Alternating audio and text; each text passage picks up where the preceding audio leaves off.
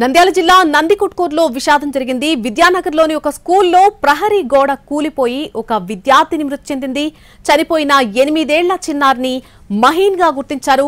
ఉపాధ్యాయుల నిర్లక్ష్యంతోనే తమ చిన్నారి చనిపోయిందని తల్లిదండ్రులు ఆవేదన వ్యక్తం చేస్తున్నారు. మరోవైపు ఘటనా స్థలాన్ని మున్సిపల్ చైర్మన్ సుధాకర్ రెడ్డి అక్కడికి వెళ్లి మరీ పరిశీలించారు. బాలిక కుటుంబాన్ని ఓదార్చారు. నంద్యాల జిల్లా నందికొట్కూరులో జరిగినటువంటి విషాదం ఇది. విద్యానగర్లో ఒక స్కూల్లో ప్రహరీ గోడ అకస్మాత్తుగా కూలిపోవడంతో ఒక విద్యార్థిని చనిపోయింది.